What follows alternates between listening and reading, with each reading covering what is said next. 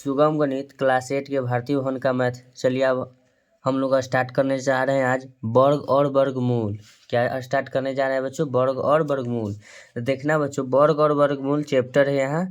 कहता वर्ग में देखना, जैसे कि संख्या दिया हुआ, 1 का वर्ग हो जाता है 1, 2 का वर्ग हो जाता है 4, 3 का वर्ग हो जाता है 9, 4 का वर्ग हो जाता है 16, 5 का वर्ग हो जाता है 25, 6 का वर्ग हो जाता है 36, 7 का वर्ग हो जाता है 49, 8 का वर्ग हो जाता है 64, 9 का वर्ग हो जाता है 81, 10 का वर्ग हो जाता है 100, 11 का वर्ग जब निकालोगे तो 11 का स्क्वायर 121, 12 का स्क्वायर 144, 13 का स्क्वायर 169, 14 का स्क्वायर 196, 15 का स्क्वायर 225, 16 के वर्ग हो जाएगा 256, 17 का स्क्वायर हो जाएगा 289, 18 का स्क्वायर हो जाएगा 354, 19 का स्क्वायर हो जाएगा 361, 20 का स्क्वायर हो जाएगा 400। इसको आपको याद कर लेना है, पाई चार्ट में और कॉपी में नोट कर लेना है। चलिए फटाफट वीडियो को रोक करके नोट कर लीजिए, ठीक है। चलते हैं हम अब क्वेश्चन की तरफ। क्वेश्चन प्रश्नमाला 2A है। चलिए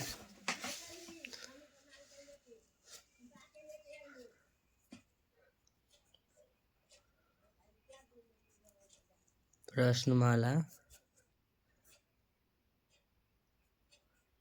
2A क्वेश्चन नंबर फर्स्ट कहता है कि निम्नलिखित में पूर्ण वर्ग संख्या को पहचानिए।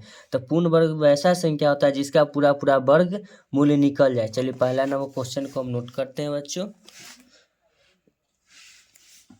1 नंबर क्वेश्चन है 16, 17, 25, हो जाएगा 28, हो जाएगा 36 और कॉमा हो जाएगा 39। तो इसमें से हमको पूर्ण वर्ग निकालना है।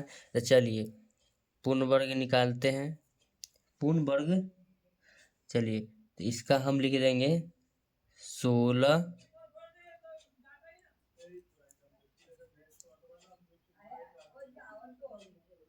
16 का जब वर्गमूल निकालेंगे 4 हो जाएगा। तो इसलिए मेरा कहेंगे 16 जो है पूर्ण वर्ग संख्या है।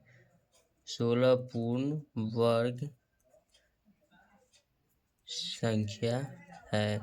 अब देखेंगे रूट 17 में लिखेंगे तो रूट 17 का मान नहीं निकलेगा बच्चों, ये पूर्ण वर्ग संख्या नहीं होगा।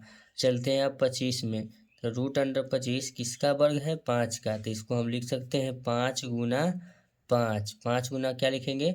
5। तो इसका मतलब यहाँ रहता है 2 छुपा हुआ रहता है। अगर कुछ नहीं लिखा हुआ तो 2 छुपा हुआ रहता है, तो इसका मतलब होता है 2 में से 1 लेना, यानी कि इसका जो वर्गमूल निकल जाएगा 5। तो लिख देंगे कि ये पूर्ण वर्ग संख्या है।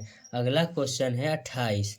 चलिए 28 को हम निकालते हैं वर्गमूल। तो 28 को जब निकालेंगे तो इसका कोई फॉर्मेट निकलेगा ही नहीं। इसको अगर खुद से अगर निकालेंगे तो इसको लिखेंगे 7 गुना 4।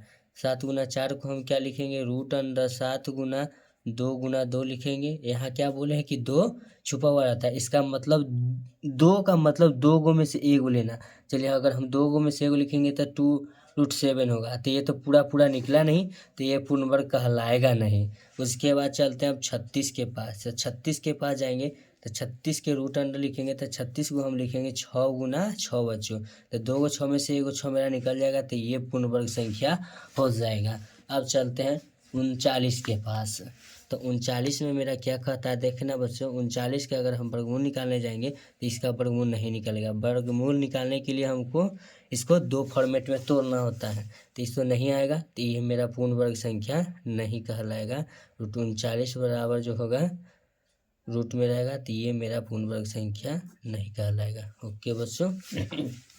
चलिए प्रश्न नंबर 2 के पास चलते हैं। प्रश्न नंबर 2 क्या कहता है? निम्नलिखित में कौन सी संख्याओं का वर्ग सम संख्या होगा? तो हम लोग जानते हैं कि सम संख्या का वर्ग सम संख्या होता है, विषम संख्या का वर्ग विषम संख्या होता है।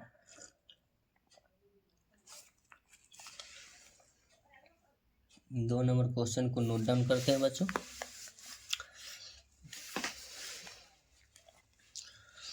दो नंबर क्वेश्चन को नोट डाउन करते हैं।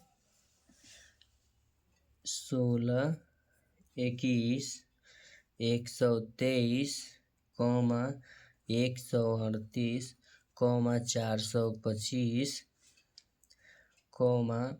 524, यही मेरे पास क्वेश्चन है।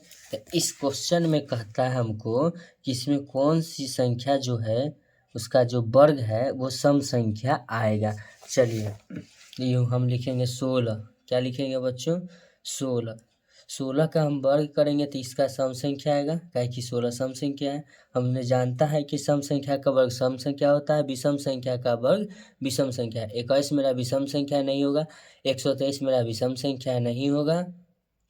उसके बाद बच्चों 138 मेरा सम संख्या है, तो 138 का अगर वर्ग करेंगे तो 138 का जो वर्ग करेंगे वो सम संख्या होगा।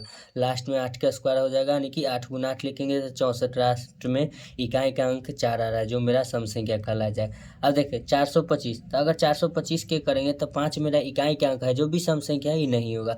अब जैसे 524, तो 500 जब 24 को हम स्क्वायर करेंगे तो 4 गुना 4 क्या हो जाएगा? 16। 16 जो मेरा है, 16 में जो 6 है इकाई का अंक, वो मेरा सम संख्या था। हम इसमें सम संख्या को छांट लिए हैं। अब क्वेश्चन नंबर 3 क्या कहता है देखते हैं। निम्नलिखित में कौन सी संख्या विषम संख्याएं हैं? चलिए 3 नंबर क्वेश्चन को नोट डाउन किया जाए। 3 नंबर क्वेश्चन कहता है 19 का वर्ग, 22 का वर्ग, 124 का वर्ग, 137 का वर्ग,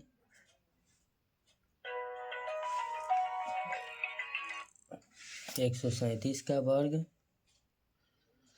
426 का वर्ग, 525 का वर्ग।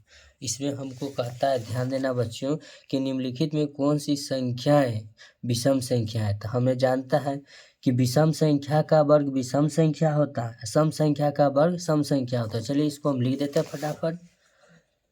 इसका जो आंसर होगा, तो इसमें हमको कहता है कि विषम संख्याओं को लिखिए। 3 नंबर में कहता है विषम संख्या को लिखिए, तो 19 मेरा विषम है, यानी 19 का वर्ग हो जाएगा विषम में।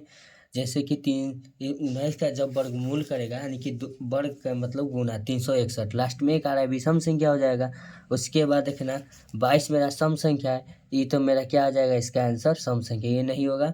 22 के बाद 124 मेरा सम संख्या है 4।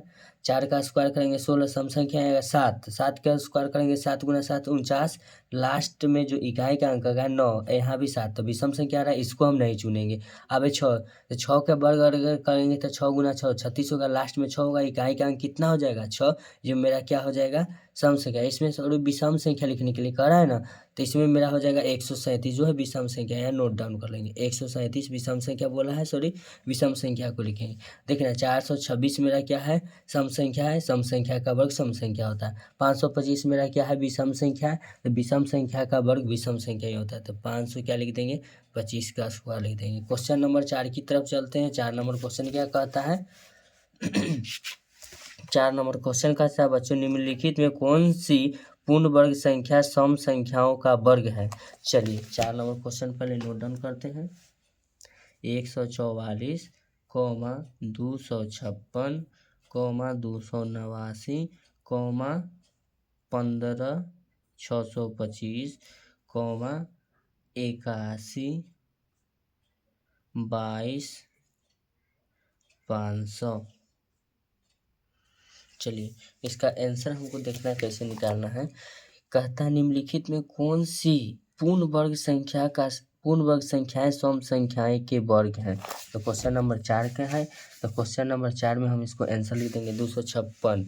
क्या कहता है? 144 हो जाएगा, 144 सम संख्या का है, 256 हो जाएगा। फिर हो जाएगा, देखना ये तो हो जाएगा 17 के स्क्वायर, नहीं लिखेंगे। इसका जब निकालेंगे 15, ये 4 नंबर है ना, 4 के हो जाएगा 15,625, इसका भी नहीं लिखेंगे। इसका अगर निकालेंगे लास्ट में 0 0 लास्ट में रहता है तो सम संख्या कहलाता है। तो ये मेरा इसका जब निकालेंगे तो इसका सम संख्या आएगा। ठीक है बच्चों, इसका लिख लेंगे। अब 5 नंबर कहता है कि निम्नलिखित में कौन सी पूर्ण वर्ग संख्याएं विषम संख्या के वर्ग है? 5 नंबर